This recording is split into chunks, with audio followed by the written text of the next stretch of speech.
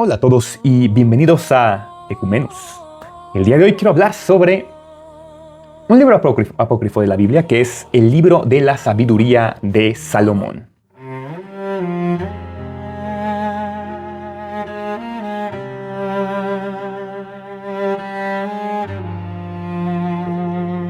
Este libro es también conocido como simplemente el libro de sabiduría. Y hablar de este texto que se encuentra dentro de la colección de libros deuterocanónicos, pues es muy interesante, ¿no? Porque aquí, de hecho, va a confluir lo que sería la herencia de lo que fue el pueblo de Israel, junto o combinado con lo que es como la nueva percepción judía ya en la lengua griega. Como ahora, ahora la lengua griega pues va a funcionar también como una especie de como vehículo cultural también, ¿no? Es decir, que a través del griego, que fue lo que más estaba expandiendo, que era el imperio helénico, o la civilización helénica, mejor dicho, a lo largo de toda esa región del Mediterráneo, pues empieza a haber una interacción y una especie de como forma de compartir lo que es pues la filosofía y cultura de otras regiones, ¿no? Entonces, pues también lo que es la filosofía helénica, pues también va a entrar no en choque, sino de hecho en forma de aprendizaje de lo que es la filosofía también judía. En ese sentido, este libro, de hecho, no solo va a pues, interpelar al lector, ¿no? Sino que también nos va a hablar de un poco de la recepción de cómo era recibido pues, la palabra de Jehová en el mundo ya griego. Y por las razones que haya sido considerado apócrifo, porque pues, sí fue considerado apócrifo en diferentes o en determinados contextos, ¿no? Religiosos y canónicos, ¿no? También, pues a fin de cuentas, a mi parecer, después de haberlo leído, creo que sí tiene una gran profundidad teológica, especialmente en las primeras partes en las que se reflexiona sobre la justicia, la inmortalidad del alma también, obviamente la sabiduría divina y por lo tanto el destino o escatología del ser humano. Entonces, en ese sentido, pues tenemos que entender el libro también, leerlo como con una mirada también integradora, ¿no? Que debe atender a su historicidad, a su contexto, ¿no? También a su pues, ubicación dentro de la literatura de esos libros sapiensales y el discurso teológico que pretende pues, enseñarnos, ¿no? Pero pues desde un principio conviene que aclaremos que el término apócrifo aplicado a este libro, libro de la sabiduría, no debe entenderse de hecho de manera pues, peyorativa ni simplista, ¿no? Sino que se le califica como apócrifo porque este término responde de hecho a los procesos históricos concretos de delimitación del canon, que es un proceso que no fue pues, ni instantáneo ni uniforme a lo largo de la historia de la Biblia, sino que este libro fue recibido de hecho como escritura inspirada en la tradición judía alejandrina. Y la iglesia cristiana primitiva, griega y latina, pues también lo consideró pues, inspirado. Pero el canon hebreo palestino y obviamente el canon protestante, pues sí lo consideran apócrifo, ¿no? Y esto indica que hay una pluralidad, de hecho, de recepciones con respecto a varios de los libros o de los textos sagrados o que se consideran sagrados en el ámbito tanto judío como en el ámbito cristiano.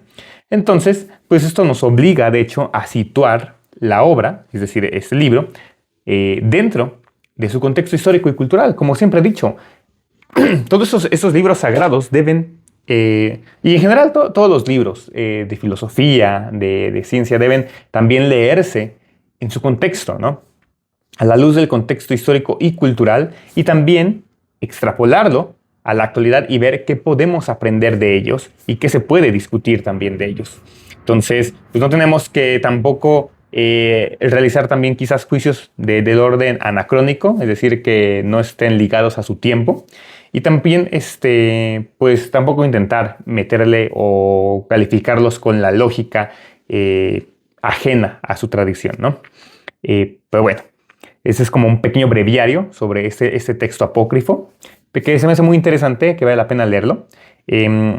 Y pues el texto originalmente fue compuesto en griego, en idioma griego, y se considera o se cree que fue escrito en Alejandría, Alejandría de Egipto, entre finales del siglo I antes de Cristo y comienzos del siglo I después de Cristo. Esta datación, de hecho, lo sitúa en un momento crucial de la historia del judaísmo, porque era cuando comunidades judías de la diáspora vivían, de hecho, en un entorno profundamente ya helenizado y se enfrentaban al desafío de preservar, de hecho, su identidad religiosa sin aislarse tampoco del mundo intelectual que las rodeaba. Alejandría era un centro cultural del Mediterráneo Oriental, ofrecía por lo tanto también pues, ofrecía mucha literatura, mucha sabiduría del orden griego. Estamos hablando pues, de la época del platonismo medio, del estoicismo, y obviamente esto dialogaba con la tradición bíblica. Y en su momento no era tampoco una tensión del estilo en el que estos pueblos pues también se peleaban, ¿no? Al contrario, había mucha comunicación, mucho diálogo entre ellos. Porque aparte estamos hablando de Alejandría de Egipto, una región que pues conectaba lo que sería la antigua Persia, conectaba con todo ese cercano Medio Oriente a lo que es ya la Grecia europea, ¿no? El autor de este libro de sabiduría se muestra de hecho consciente de ese contexto y de hecho esto es lo que lo asume como punto de partida para toda su reflexión. Entonces, algo muy importante que se explica al menos en las notas de esta libra católica de estudio, la Ignatius, pues de hecho nos presenta al autor que se presenta como Salomón, ¿no? Por eso se llama el libro de sabiduría de Salomón, pero porque sigue de hecho una convención literaria frecuente en este tipo de literatura sapiensal. Y la investigación, de hecho, contemporánea coincide en que no se trata de una obra, de hecho, de Salomón, en su sentido histórico. Y es que esta atribución seudónima, de hecho, no busca engañarnos, ¿no? Sino que busca situarnos dentro de la autoridad simbólica del rey sabio por excelencia. Aquel, pues obviamente que sabemos que según la tradición bíblica, él recibió de Dios un corazón prudente y sabio para gobernar su pueblo.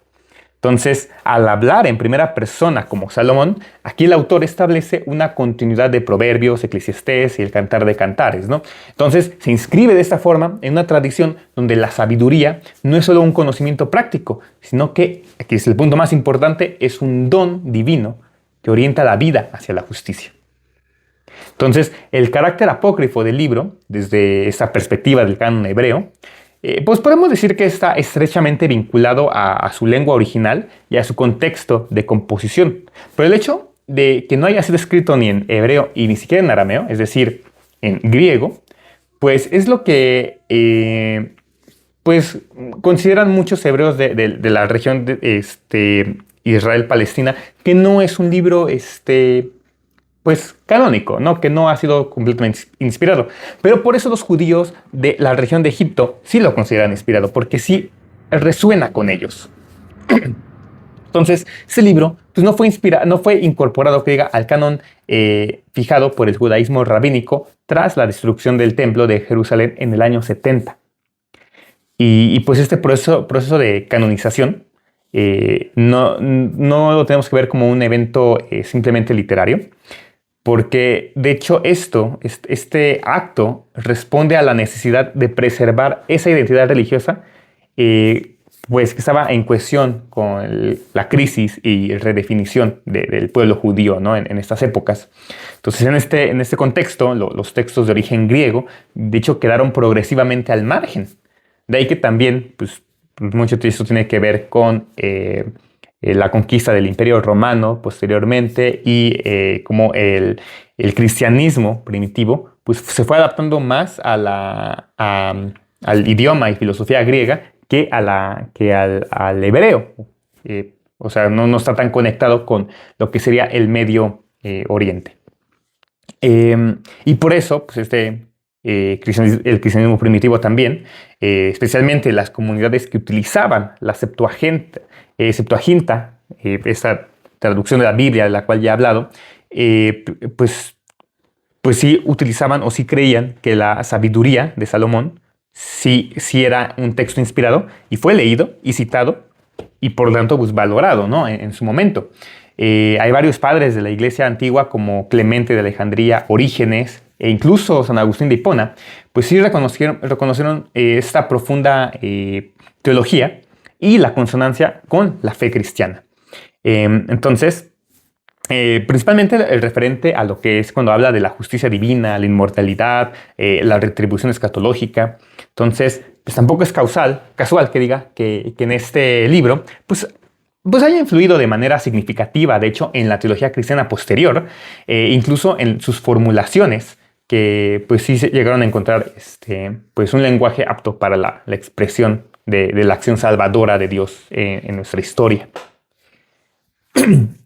Ahora bien, más allá de la cuestión también canónica como tal, el contenido de hecho del libro sí nos exige una atención particular. Es un libro muy pequeño, de hecho solo tiene 19 capítulos, ¿no? Es un libro creo que muy fácil también de leer, a diferencia de, por ejemplo, el libro de Job, por ejemplo, que es más complicado por toda la dramatización que nos presenta.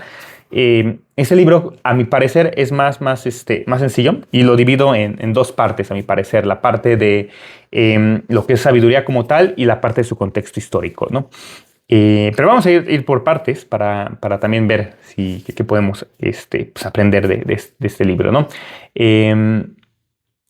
Como tal, no es un tratado tampoco sistemático en el sentido moderno. Es una obra como tal, como dije antes, del orden sapiensal, es decir, que combina una exhortación moral, una reflexión teológica y un discurso también apologético.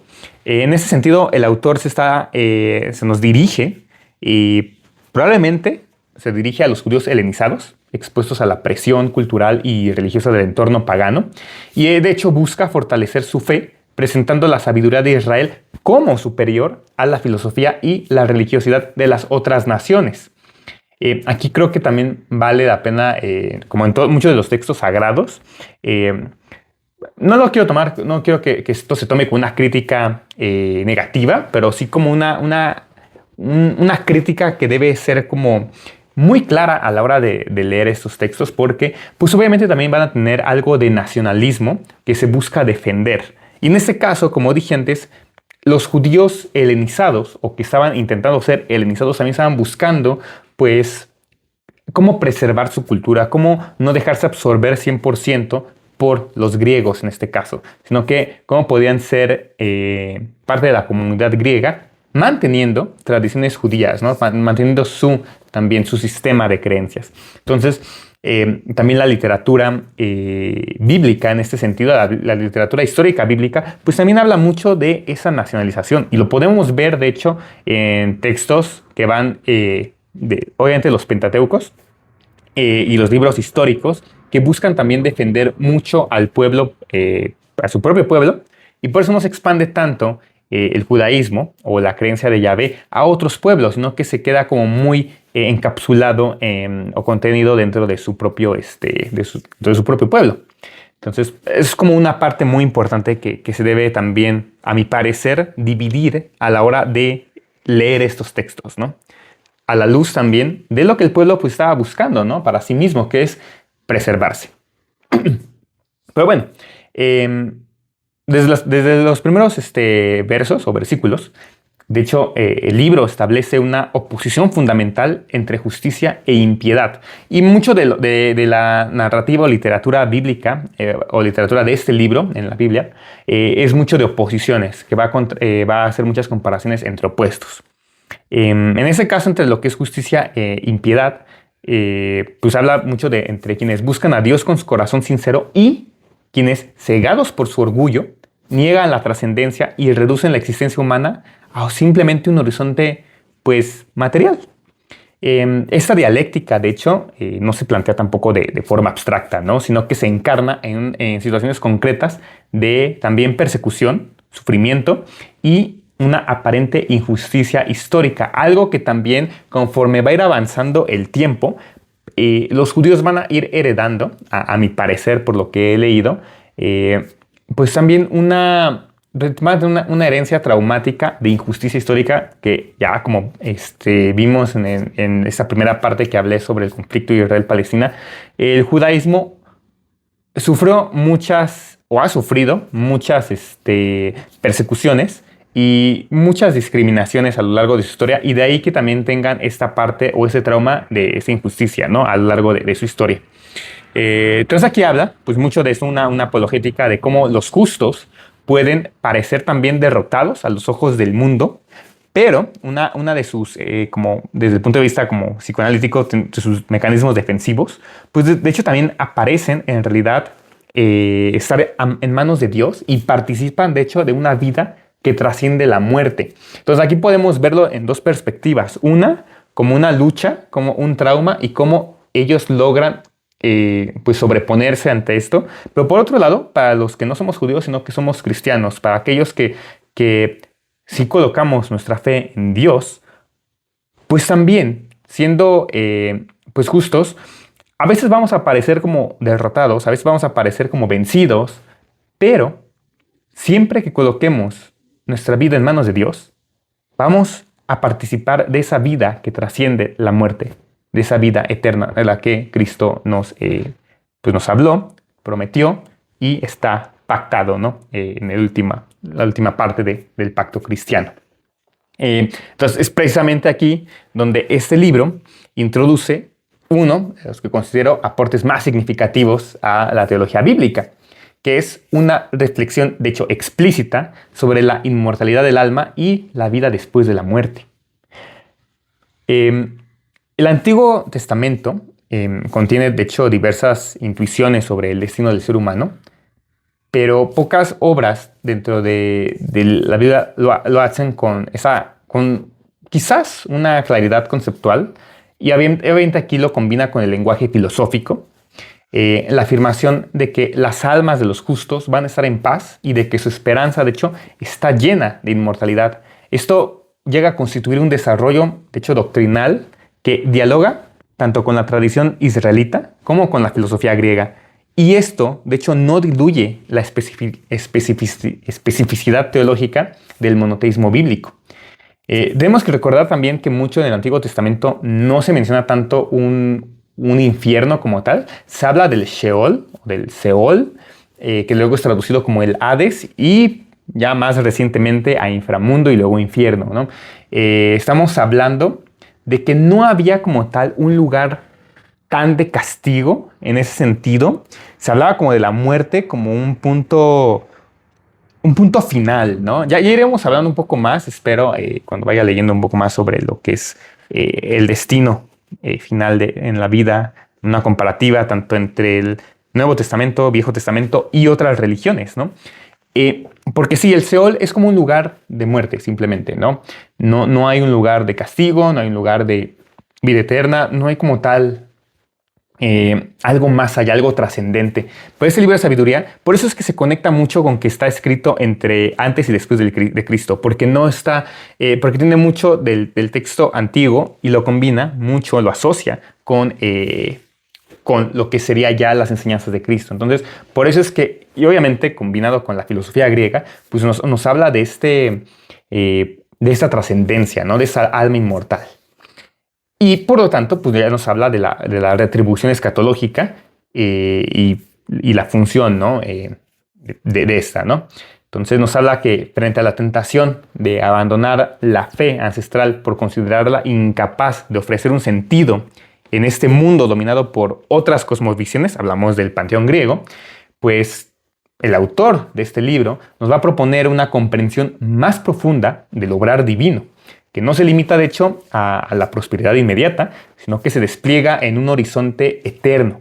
La sabiduría en este sentido, pues no es solo una virtud intelectual, es una participación en la vida misma de Dios. La sabiduría es esta virtud otorgada por Dios. Y mientras seguimos leyendo, todo este discurso se va a desplazar progresivamente desde la exhortación moral hacia una contemplación también más profunda del misterio de la sabiduría misma, porque esta va a ser concebida no solo como una cualidad ética o intelectual, sino como una realidad viva, dinámica y estrechamente vinculada a la acción creadora y también salvífica de Dios.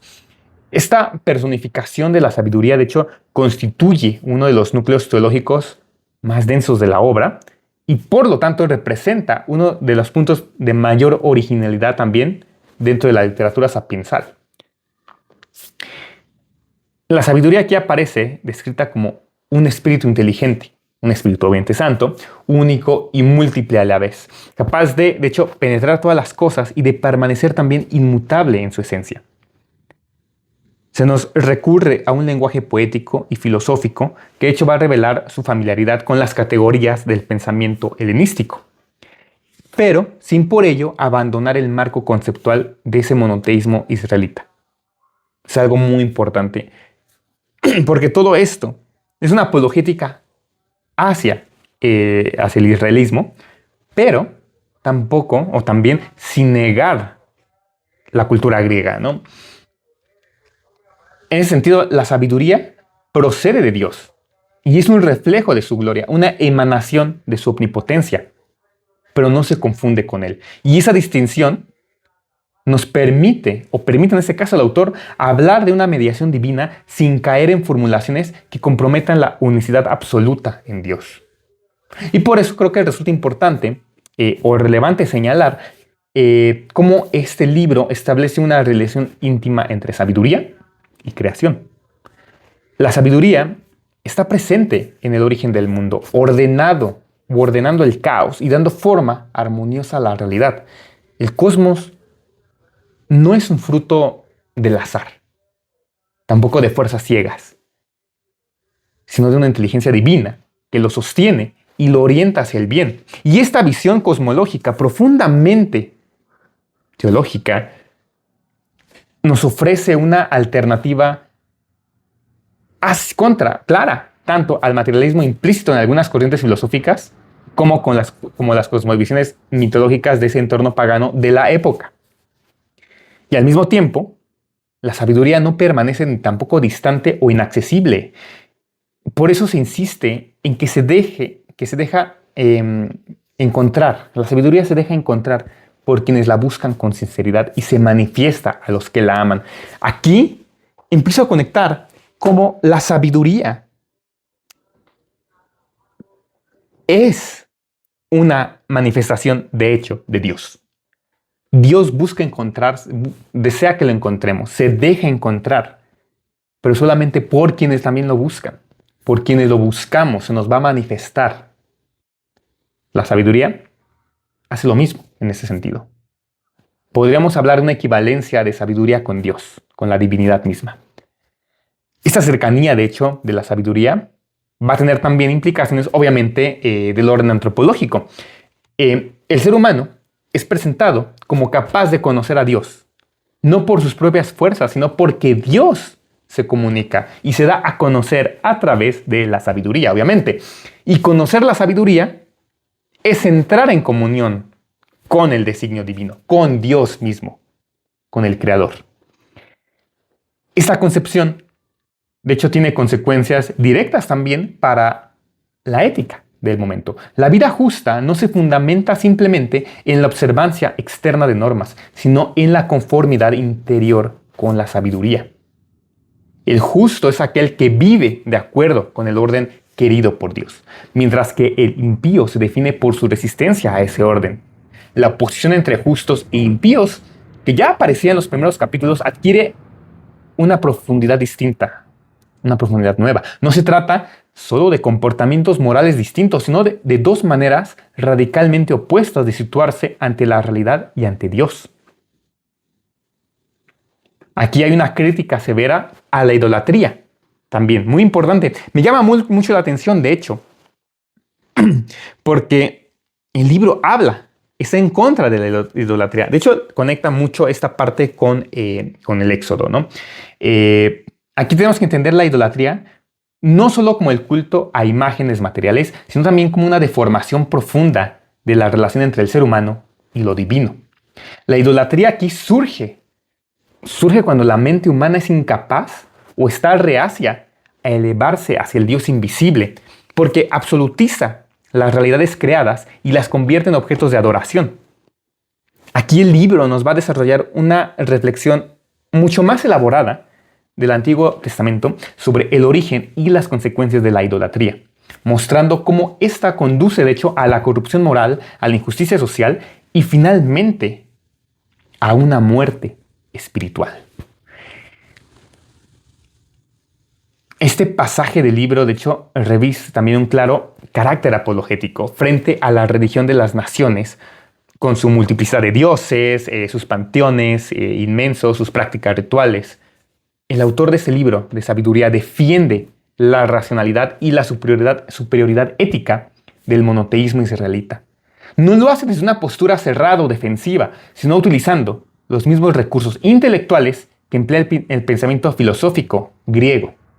Porque qué mejor forma de cuestionar, de criticar, de colocarse en contra de esa filosofía, si no es que a través, pues, de sus mismas herramientas. Se debe debatir al mismo nivel, dialogar en ese mismo sentido. La crítica a la idolatría, de hecho, se apoya en argumentos que apelan a la razón, al sentido común y a la experiencia humana, lo cual refuerza su fuerza persuasiva ante una audiencia helenizada. La sabiduría de Salomón no se limita a una reflexión abstracta de Dios y el mundo. Aquí el autor inserta su discurso en una interpretación teológica de la historia, particularmente de la historia de Israel. Los episodios del Éxodo, de la travesía por el desierto, del enfrentamiento con las civilizaciones opresoras de su momento, pues son reinterpretadas ahora a la luz de la sabiduría.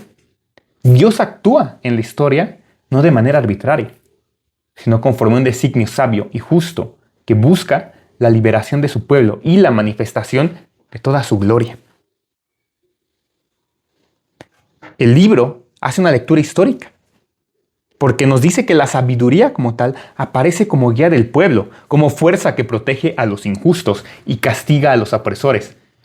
Los acontecimientos históricos se convierten ahora en signos de una pedagogía divina, porque está educando a Israel y a las naciones. El castigo no tiene un carácter puramente retributivo, sino también correctivo, orientado a una conversión y al reconocimiento del verdadero Dios. Y esta concepción pedagógica del juicio divino, de hecho, constituye un aporte significativo a la teología bíblica, anticipando desarrollos que serán centrales en la reflexión judeocristiana posterior. La figura de Salomón pues nos enmarca literariamente el discurso de la sabiduría, de la sabiduría como la conocíamos, como un atributo de la mente. Pero aquí nos adquiere un valor simbólico particular. Salomón es presentado como el rey que pidió sabiduría por encima de riquezas y poder, y que gracias a ella pudo pues gobernar con justicia. Y al poner estas palabras en boca de Salomón, el autor ofrece ahora un modelo de liderazgo y de vida que contrasta con los ideales dominantes en el mundo griego en este caso, donde el poder y el éxito eran a menudo los valores supremos. Pero también que implica solicitar sabiduría en este contexto. Solicita tener a Dios, porque Dios nos va a dar la riqueza que nosotros necesitamos, no la que queremos, sino la que Él sabe que necesitamos. Tener sabiduría es tener a Dios en nosotros. Eso es algo muy importante. Y a lo largo de toda esta sección, el lenguaje que vamos a ir encontrando en los siguientes versículos se vuelve también cada vez más elevado, casi contemplativo. La sabiduría también va a ser descrita como más bella que el sol, más brillante que la luz, inagotable en sus dones y eterna en su existencia. Y esa exaltación tampoco es una mera retórica, sino una expresión de una experiencia religiosa profunda.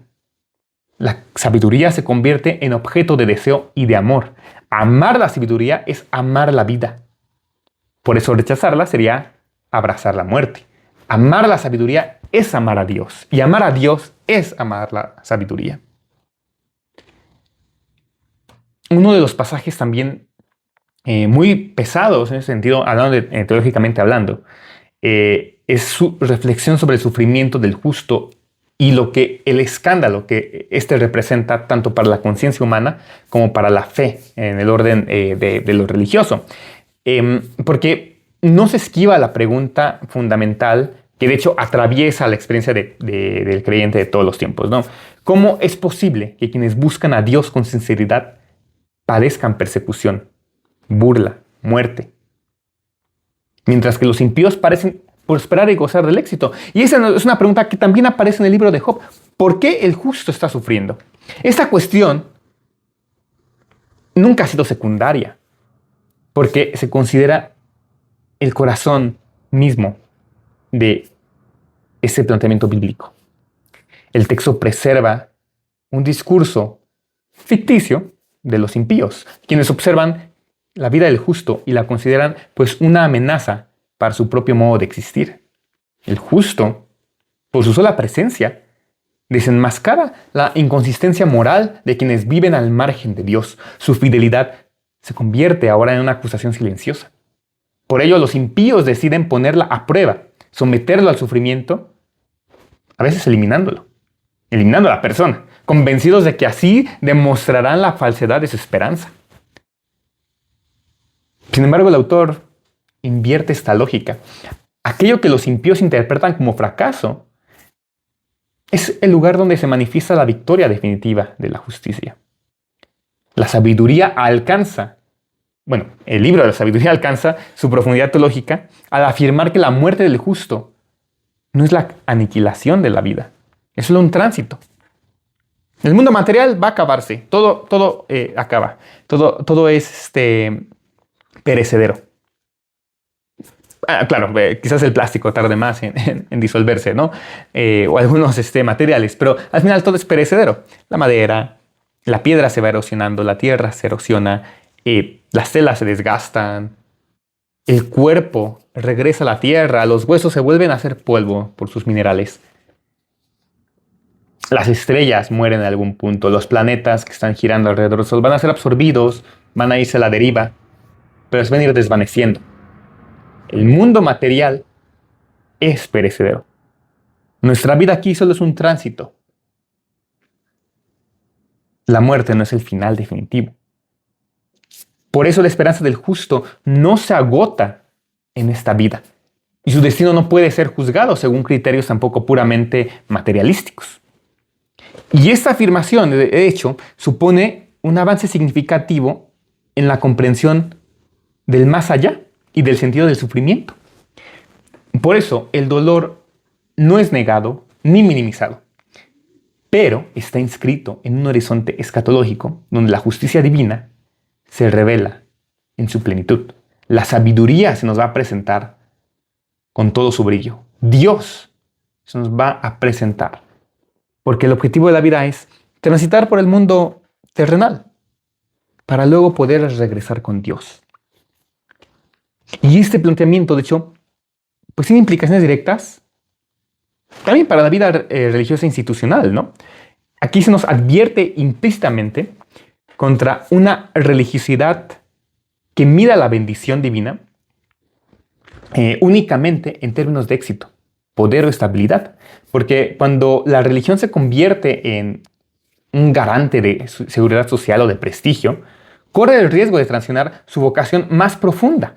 El justo, tal como se describe en el libro, no es necesariamente el que ocupa un lugar central en las estructuras visibles, sino aquel que permanece fiel a Dios, a la sabiduría, incluso cuando ello conlleva la marginación o el sufrimiento. Y por eso, aquí, es muy complicado porque la Iglesia Católica, teniendo este libro en su canon bíblico, parece que lo rechaza, parece que lo tiene pero no lo lee, parece que dice, sí está ahí, y parece que era algo que nada más se aplicaba en el pasado, pero no es así, tenemos que pensarlo. Quizás también por eso puede haber sido eliminado por Lutero. No lo sé, quizás él se basó más en el judaísmo palestino que en el judaísmo alejandrino, no lo sé. Pero que lo tenga, pues quiere decir que tenemos que seguir también las enseñanzas que aparecen. Podemos creer o no en el libro, pero lo que nos enseña es muy importante. Y por eso creo que el libro interroga a las tradiciones religiosas posteriores. Primero que nada, a la luz de la crítica de lo que es buscar prestigio, ¿no? Muchas instituciones actualmente, más allá de las iglesias, instituciones en general, buscan más el prestigio que lo que realmente están ofreciendo. El prestigio pues, está ahí. Y ya con eso se ganan un nombre, pero no quiere decir que estén dando un bien a su comunidad. Se busca el poder, el éxito, una estabilidad, pero ¿a costa de qué? ¿Haciendo qué para conseguirlo? Es algo muy importante. Y cuando hablamos, principalmente desde la perspectiva del catolicismo, romano principalmente, ¿no? Porque hay una crítica muy grande hacia la idolatría en este libro. Y estamos hablando de que no es algo que se escribió durante la época del Éxodo, que está bien. Allá hay una lucha también contra todos los dioses de otras culturas y hay una lucha también nacionalista, una lucha de identidad. No, aquí estamos hablando ya de los 200 años que abarcan el siglo antes y después de Cristo. Ya estamos hablando del cristianismo primitivo, cómo se está fundando. Y hay una crítica a esa idolatría. Porque este texto en la Biblia no se limita a denunciar la idolatría pagana, su forma más evidente, es decir, a la adoración de imágenes materiales, como si fueran dioses. Su crítica, de hecho, es hacia la absolutización de lo creado que llega a suplantar al creador. La idolatría no es solo una cuestión de objetos, sino de actitudes del corazón y de estructuras religiosas. Y sí es cierto, la teología cristiana católica romana ha insistido tradicionalmente entre la distinción entre adoración, que es reservada exclusivamente a Dios, y la veneración, dirigida a los santos, a sus imágenes como signos que remiten a la acción de Dios en la historia, pero que no lo sustituye. Es algo muy importante de comprender. Y creo que una vez que comprendemos eso, podemos respetar esas costumbres de la Iglesia Católica. Pero se entiende que a mucha gente se le es más fácil concretar con algo del orden pues físico, algo material, y pensar que esto es la representación divina y que si le hago daño, estoy dañando a Dios, cuando realmente no. O sea, realmente uno puede romper el libro, puede romper la estatua, romper la imagen, lo que sea. Estás rompiendo la imagen, es algo material, no estás rompiendo nada que tenga que ver con la divinidad misma. Aparte, la divinidad misma es imperecedera, es perenne. No hay forma de que le hagas daño, ¿no? Entonces, pero sí es cierto que es más fácil a veces conectar con lo material, porque es algo tangible, es algo que tenemos aquí, que podemos estar tocando y que podemos ver y nos da quizás más seguridad, ¿no? Pero es muy importante hacer esa distinción entre adoración y veneración. Y esa distinción, de hecho, formulada de manera sistemática en la reflexión patrística y medieval, pues busca precisamente eso, salvaguardar el monoteísmo frente a todo tipo de confusión idolátrica o de idolatría. Sin embargo, el hecho de que exista una distinción conceptual, como dije antes, no elimina el riesgo pastoral y espiritual de que dicha distinción se diluya en la práctica, en la tradición. Es algo muy importante, porque ¿qué ocurre en todas las cuestiones del catolicismo romano principalmente, que es que si la imagen tiene que estar así, que si la pones de cabeza, que si le das la espalda, que si la cierras ya no te ve, que si... Estamos dándole atributos divinos a un objeto inmaterial y no tiene lógica. Por eso es que se habla de veneración, porque quizás te ayuda, como he dicho antes, a concentrarte, a meditar, a orar, quizás, tener una imagen, ¿no? Pero no podemos limitar la divinidad a una imagen. Es algo que tenemos que tener completamente claro. Y ahí pues se entiende también esa lucha que tenían principalmente el protestantismo más moderno, porque todavía Lutero llegaba a aceptar ciertas imágenes dentro de lo que fue su iglesia reformada, y con el tiempo pues fue haciéndose más extremo porque, como dije antes, el humano tiende a crear adoración a muchos objetos. Más allá de la religiosidad, claro que también se adoran muchos objetos. Las colecciones que las personas llegan a tener, se vuelve adoración al dinero, adoración a algo, ¿no? A objetos que creemos más importantes en nuestra vida que Dios mismo, se adora demasiado, se adora incluso a uno mismo, ¿no? La soberbia, el egoísmo, el egolatrismo, pues es la adoración a uno mismo también. Entonces, no solo esto enmarca lo que es la religiosidad, sino toda nuestra vida entera. Es algo pues, muy importante, que se me hace muy interesante y que me causó, de hecho, pues todo esta reflexión a lo largo mientras iba leyendo el libro, ¿no? Entonces, por lo tanto, pues, de hecho, invita el libro al catolicismo a un permanente ejercicio de discernimiento.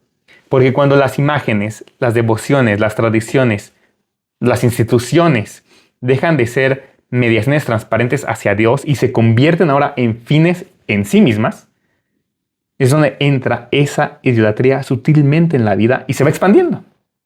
No se trata necesariamente de una negación explícita de Dios, sino de un desplazamiento de su centro. La sabiduría deja claro que la idolatría puede surgir allí donde el humano pretende apropiarse de lo divino, controlarlo, domesticarlo. Por eso también el texto advierte contra la tentación de absolutizar el poder religioso, en la medida en que una institución se percibe a sí misma también pues, como exclusiva de la verdad y la salvación, pues corre el riesgo de sustituir la confianza en Dios por la confianza en las estructuras. Es algo muy importante, porque ya ocurre actualmente, ¿no? Muchas iglesias hacen esa distorsión de la interpretación. Y no solo las iglesias, estamos hablando también de muchas instituciones de muchos órdenes que afirman de forma equivocada poseer la verdad, ser poseedoras del poder absoluto, ser poseedoras de todo. Y no solo hablamos tampoco de instituciones físicas, sino también hablamos de lo que pueden ser coaches de vida que te aseguran o pseudoterapias que te aseguran ser la panacea para, pues no sé, curarte, ¿no? Los medicamentos milagro que también son la panacea, que si tomas una pastilla de no sé qué al día, ¡pum!, ya, te libras de todas las enfermedades que existen y que no han sido descubiertas. Eso también es la idolatría. Eso también es colocar la confianza en los lugares en los que no deberíamos estarla colocando. Estamos desplazando,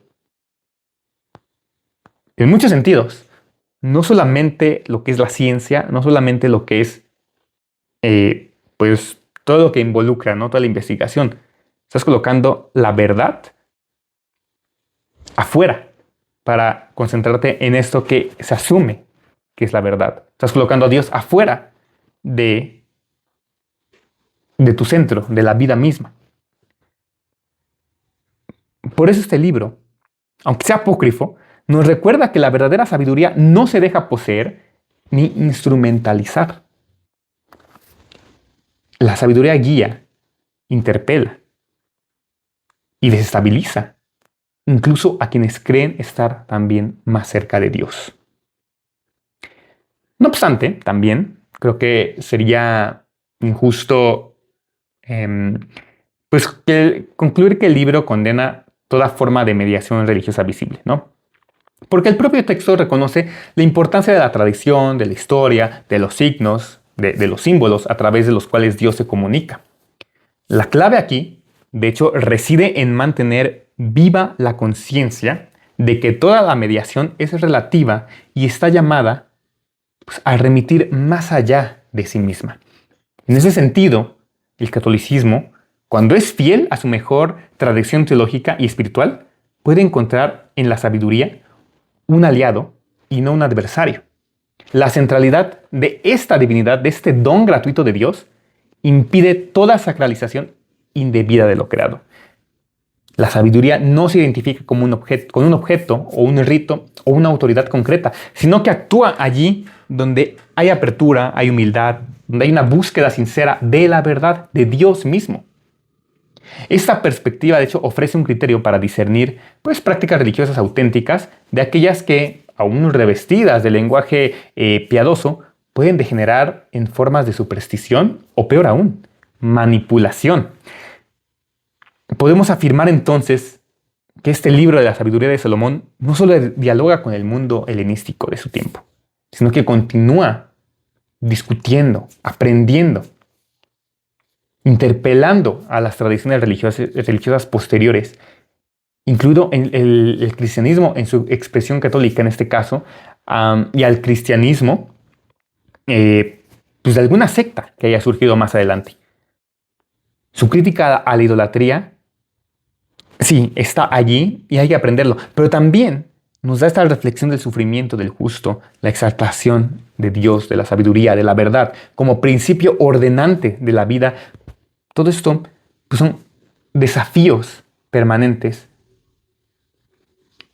que nos mantienen firmes, centrados, que nos permiten cuestionar nuestra fe, pero para bien, no para eliminarla, no para volverse ateo, no, para cuestionarla y siempre estar entrenando nuestra fe, que aspire a la autenticidad, a la fidelidad, al amor de Dios, a este amor que trasciende, que va a ayudarnos a trascender nuestra vida. Y es que, lejos de que este libro pues sea exclusivamente espiritual o de intimidad, ese texto asume con claridad que la fe en el Dios único tiene consecuencias en nuestra organización de la vida social y en la autoridad. La dimensión política también del libro pues resulta, creo que significativa si se tiene en cuenta el contexto de dominación extranjera y de convivencia con las estructuras imperiales de su tiempo. Y no solamente el tiempo griego, sino, como dije antes, del tiempo también romano, que estaba sometiendo a muchos pueblos mientras iba expandiendo. Entonces, ese libro también puede estarse dirigiendo a los gobernantes y jueces de la tierra, recordándoles que su poder no es autónomo, no es absoluto, solamente es recibido por un tiempo limitado. La autoridad, en la perspectiva de la sabiduría, es una delegación que exige la rendición de cuentas a alguien superior, a Dios, quien gobierna sin justicia, quien utiliza el poder para la opresión o el beneficio propio, pues no solo comete una injusticia, sino que se coloca también en la oposición directa al orden que Dios quiere. Y esta afirmación, pronunciada en un contexto donde el poder imperial se presentaba como incuestionable, pues de hecho posee una fuerza subversiva innegable. La sabiduría aquí se presenta como el criterio último del buen gobierno.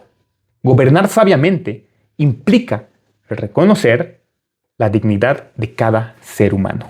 Y es que aquí la sabiduría, de hecho, pues se presenta como algo incuestionable y que posee, de hecho, una fuerza también subversiva innegable, ¿no? La sabiduría se presenta también como un criterio último, ¿no?, del buen gobierno. Gobernar sabiamente implica pues reconocer la dignidad de cada ser humano, ejercer la autoridad también con moderación y al final es orientar las decisiones hacia el bien común, ¿no? Entonces, de esta forma, este libro no insta a idealizar el poder, ni siquiera cuando se ejerce en nombre de Dios, sino que todo lo contrario, insiste en que cuanto mayor es la autoridad, mayor es la responsabilidad y más severo será el juicio que se ejecute, ¿no? Y esta concepción, de hecho, rompe también con toda la sacralización acrítica del poder político y religioso. Y ese punto, de hecho, se vuelve a establecer también, vuelve a establecer un contraste radical entre apariencia y verdad, ¿no? O sea, los poderosos de este mundo pueden gozar, sí, prestigio y reconocimiento, pero si su gobierno no se ajusta a la sabiduría divina, pues su destino final será el fracaso. La verdadera grandeza no se mide por la capacidad de dominar, sino por la fidelidad a la justicia.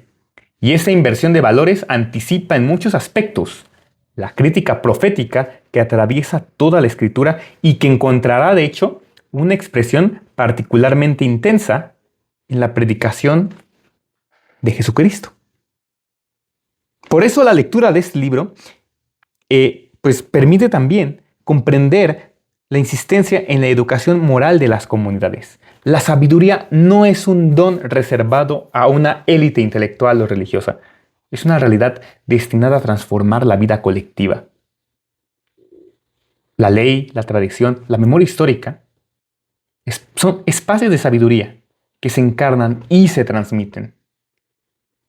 Se nos propone entonces una visión integradora en la que la fe, la ética, la política no se oponen, sino que se iluminan mutuamente.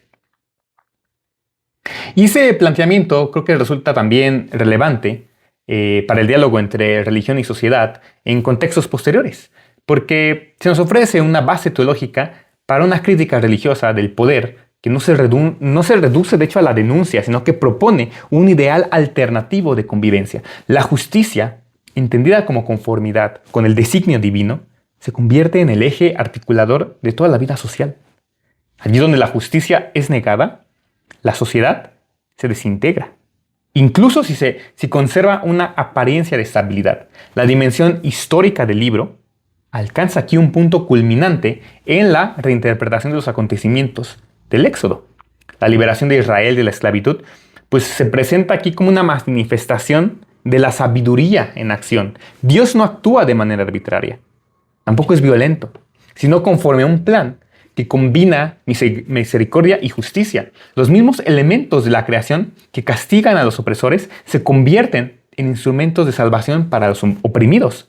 Y esa lectura teológica de la historia, de hecho, subraya la coherencia interna del obrar divino y refuerza la confianza en la sabiduría como principio rector del mundo. Israel no es presentado aquí como algo intrínsecamente superior, sino como destinatario de una responsabilidad particular. La elección aquí implica una exigencia y la infidelidad va a tener consecuencias. Esta autocrítica interna distingue este libro de discursos nacionalistas o triunfalistas y lo sitúa, de hecho, en continuidad con la tradición profética de Israel. Por eso, pues sí, puede ser un libro apócrifo, pero también puede ser un libro revelado, un libro inspirado. Va a depender de cada uno. No podemos tacharlo, negarlo. Es un libro que existe y ha de ser leído con criterio, con crítica, con una autocrítica, con un juicio pues maduro, ¿no? En ese sentido. Al final, la idea de un orden racional del cosmos, gobernado por una inteligencia divina, pues encuentra, de hecho, resonancias claras en el pensamiento estoico. Sin embargo, la sabiduría de Salomón también se distancia de cualquier determinismo impersonal al afirmar la libertad y la responsabilidad humanas. El destino no es una fuerza ciega, sino el espacio donde se despliega entonces la relación entre Dios y la humanidad. Y esa afirmación pues también nos habla de una comprensión del mal, porque el mal aquí no procede de Dios, ni está inscrito en la estructura misma del mundo, sino que surge de la libertad desordenada. La idolatría, la injusticia, la violencia, son expresiones de una ruptura con la sabiduría. El mal no es creación de Dios. Es una ausencia de Dios. Pero Dios está en todas partes. ¿Cómo puede existir el mal? Si nosotros negamos a Dios, es donde aparece el mal. Por eso el autor también mantiene la esperanza en la posibilidad de una conversión y de una restauración con Dios, de una vida con Dios. Como dije antes, la pedagogía divina no busca la destrucción, porque destrucción es lo contrario a la creación. Dios es creador, no busca destruir. Busca corregirnos para poder llegar a Él, para poder reencontrarnos con Él. Eso es algo muy importante y es algo que yo sentí que fui aprendiendo a lo largo de la lectura de este libro. La recepción de este libro en la tradición cristiana, pues también, pues creo que es algo fundamental para también comprender tanto su permanencia en el canon como su influencia decisiva en el desarrollo de la teología posterior, porque desde los primeros siglos también este texto fue leído no solo como obra sapiensal del judaísmo helenístico, sino también como una fuente privilegiada para expresar en lenguaje bíblico realidades que el cristianismo primitivo comenzaba a formular de manera más explícita, particularmente en relación con la mediación divina, también con la justicia escatológica y el misterio de la vida eterna. Como dije antes, los padres de la Iglesia antigua encontraron en este libro un vocabulario teológico apto, muy específico para la fe cristiana, en diálogo con la filosofía no solo helénica, sino grecorromana. La descripción de este libro como emanación pura de la gloria de Dios y el reflejo de su luz eterna fue interpretada en muchos casos también como una prefiguración ¿de quién más? Del Logos, el Verbo divino encarnado a través de todo lo cual fue creado. Sin afirmar una identificación directa, la tradición patrística reconoció en estas imágenes una profunda afinidad conceptual con la cristología joánica y después paulina. Esta lectura cristológica tampoco debe entenderse como como apropiación arbitraria del texto, sino como un ejercicio hermenéutico, coherente con la lógica de la fe cristiana. Porque hay que releer, por un lado, las Escrituras, primero en su contexto de Israel, y luego a la luz de Cristo para poder comprenderlas en su plenitud. Por eso este libro parece ofrecer un puente conceptual entre el monoteísmo bíblico y la afirmación cristiana de una mediación personal en Dios. La sabiduría, sin dejar de ser creación o don divino, actúa como principio de revelación, de salvación y, por lo tanto, de la vida entera. Y creo que particularmente la reflexión del libro sobre lo que es la inmortalidad y lo que es el juicio, pues es también muy importante porque nos afirma que las almas de los justos están en manos de Dios y que ninguna tormenta, como dice, las alcanzará.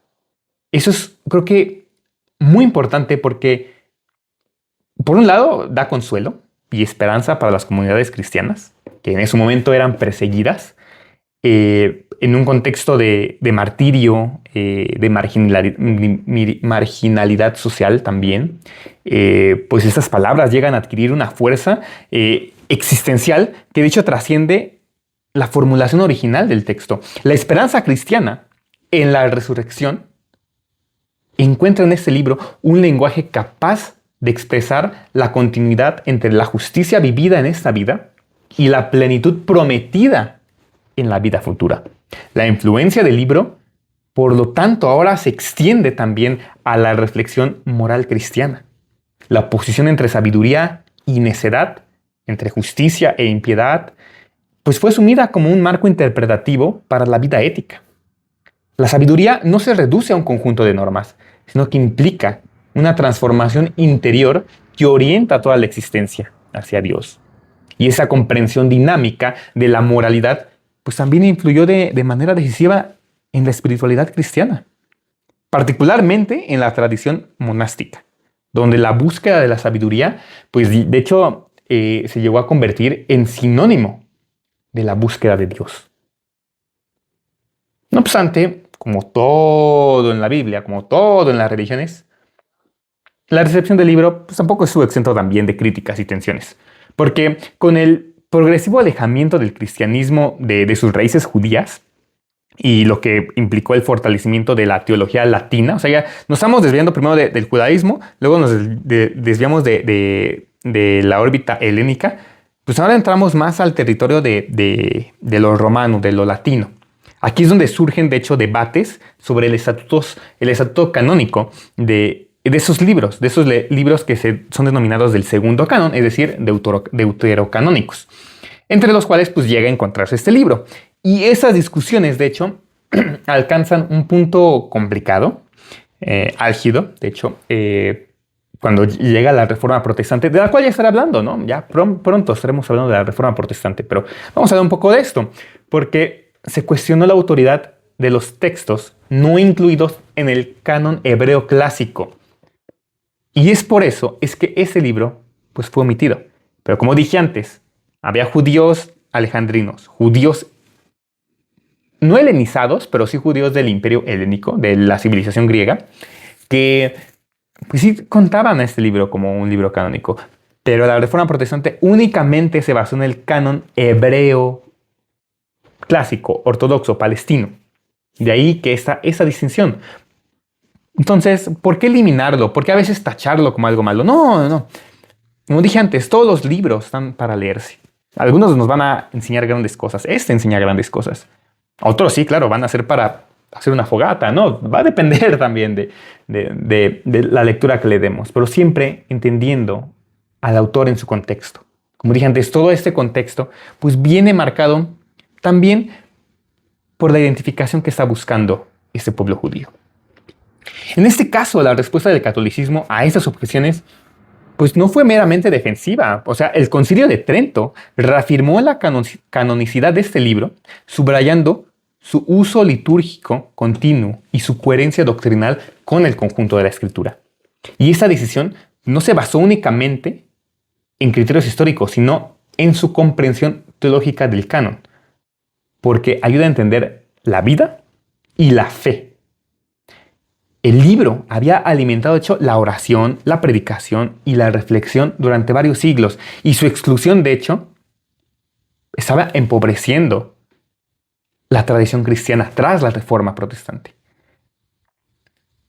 Creo que si nos vamos un poco, metemos con la historia, pues es necesario reconocer que la recepción cristiana de este libro, de la sabiduría de Salomón, pues ha corrido el riesgo de instrumentalizar el texto, ¿no? O sea, es decir, que se corre el riesgo de que se subordine excesivamente a solo esquemas doctrinales posteriores, ¿no? O sea, si lo leemos a la luz de la teología, nos exige, de hecho, respetar la autonomía del texto y su contexto original, permitiendo, como dije antes, como todo lo que describí, que su voz, pues, ayuda a entender el cristianismo.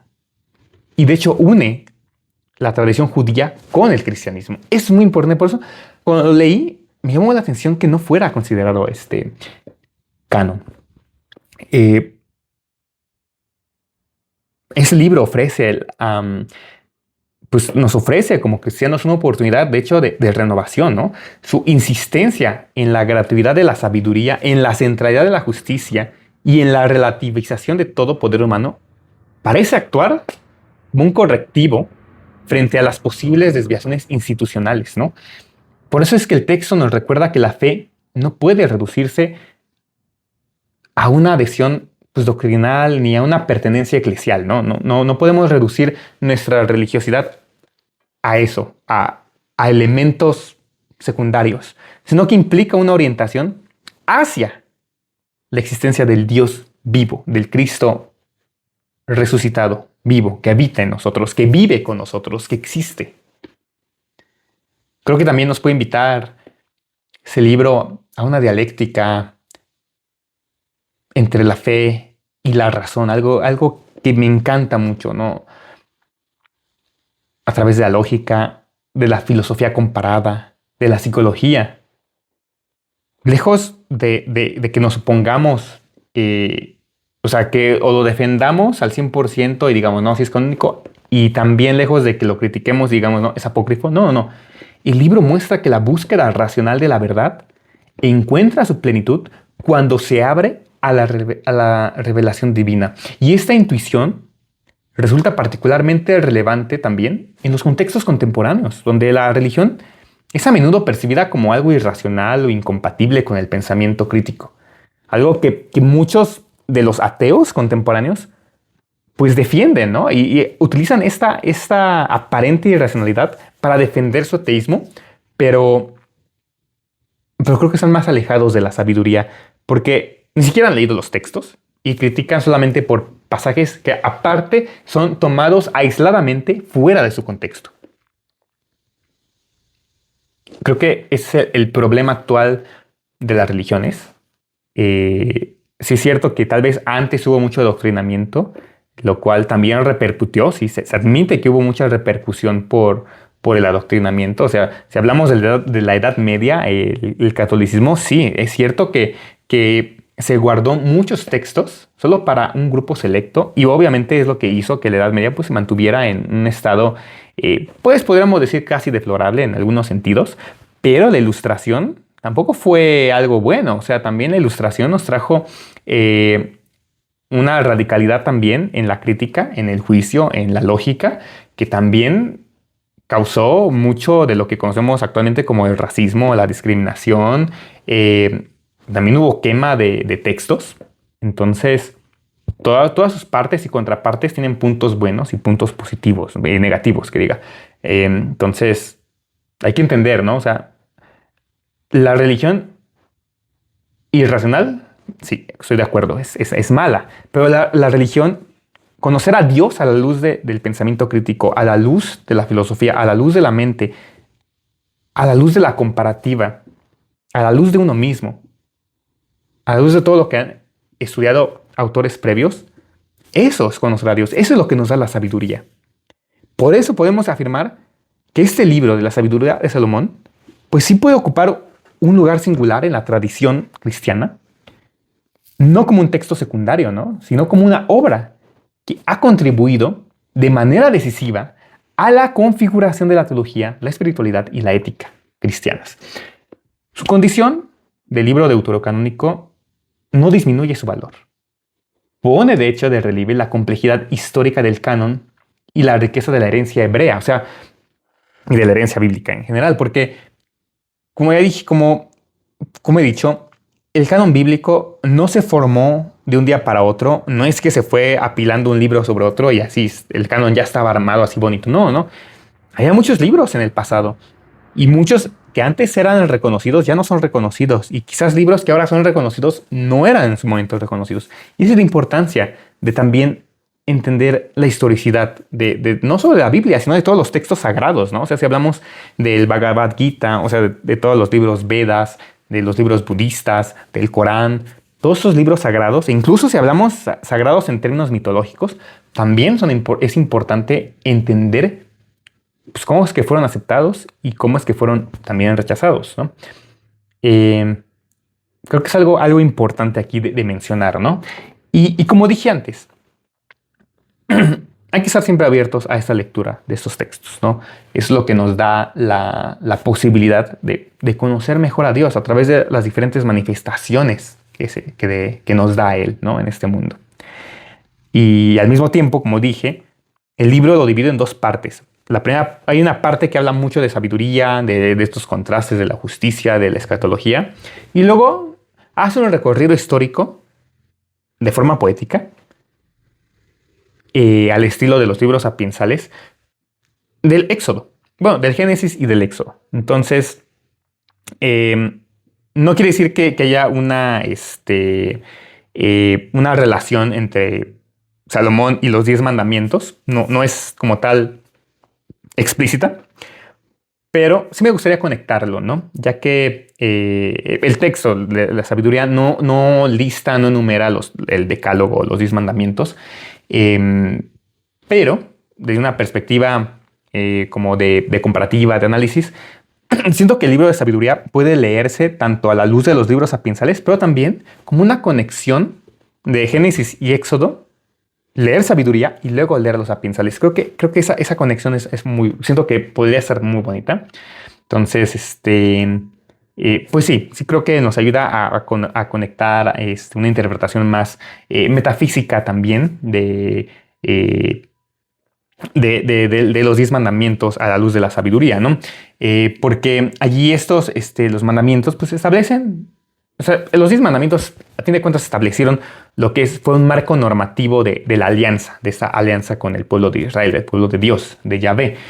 Y la sabiduría despliega aquí un fundamento ontológico y una orientación última de la salvación como tal, ¿no? Si también lo conectamos o ligamos a la luz de la cristiandad. Los 10 mandamientos en su formación bíblica, formulación bíblica, no debe tampoco entenderse como prescripciones morales externas, sino también como expresiones del orden querido de la sabiduría de Dios, ¿no? Por Dios, para la vida humana y para la convivencia social, ¿no?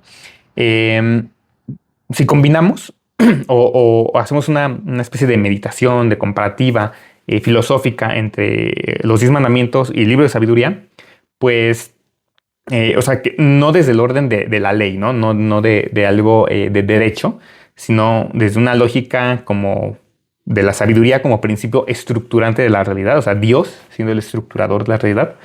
Eh, la ley indica el camino, pero la sabiduría revela por qué ese camino conduce a la vida. O sea, son dos puntos que nos ayudan a comprender esos 10 mandamientos.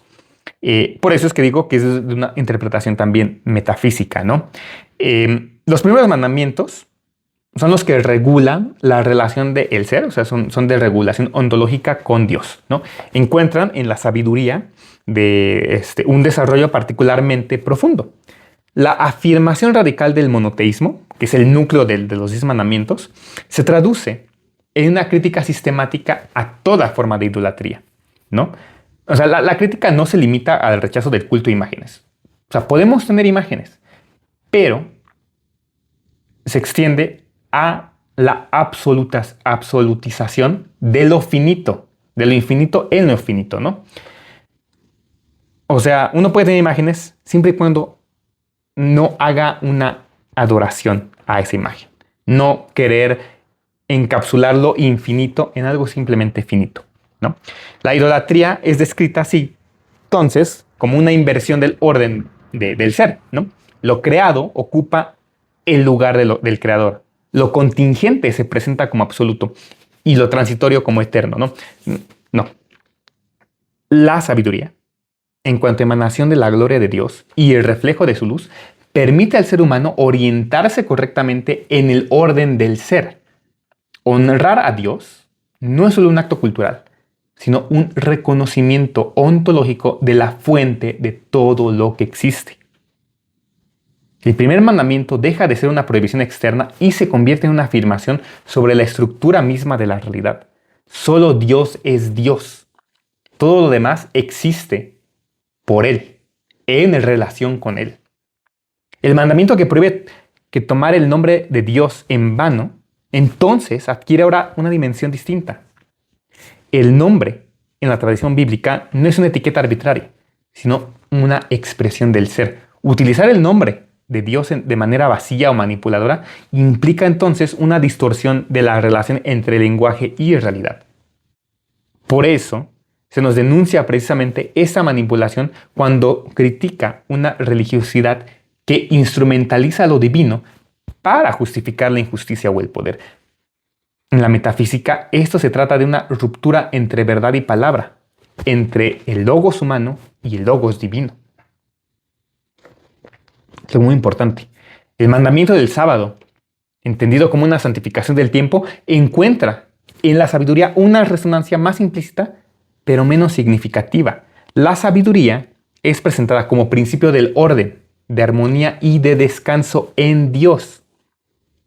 En un mundo que está dominado por la lógica de la productividad y del dominio, pues nos introduce un ritmo distinto, un tiempo cualitativo que remite a la contemplación y al reconocimiento de la gratuidad de la existencia. El descanso sabático no es una interrupción, o sea, no solo es una interrupción del trabajo, sino una afirmación de que el ser precede al hacer. Es algo muy importante, ¿no? O sea, verlos no a la luz de la ley como tal, sino a la luz de ese metasignificado, ¿no? A la luz de la sabiduría, de la psicología griega también, de la filosofía griega, mejor dicho. Los mandamientos que regulan la relación con el prójimo, ¿no? O sea, están esos mandamientos que son en relación con Dios, ahora vamos a ver los que están en relación con el prójimo, ¿no? Honrar al padre, por ejemplo. Honrar al padre y a la madre. Es respetar la vida. Rechazar el adulterio, la injusticia y la mentira no son solamente exigencias sociales, o sea, sí nos ayudan, ¿no? A tener una mejor relación con la comunidad, ¿no? Pero también son expresiones concretas de la sabiduría que sostiene a la vida humana. La sabiduría afirma que Dios creó al ser humano para la incorruptibilidad y lo hizo a imagen y semejanza de su propia eternidad. Aquí es que existe esta ética de la vida que trasciende al legalismo simplista material humano. El mandamiento de no matar a nadie adquiere una profundidad singular, ¿no? Dios no creó la muerte, ni se complace en la destrucción de los vivientes. La muerte es una ruptura con la sabiduría, quizás en este momento, o sea, en ese sentido.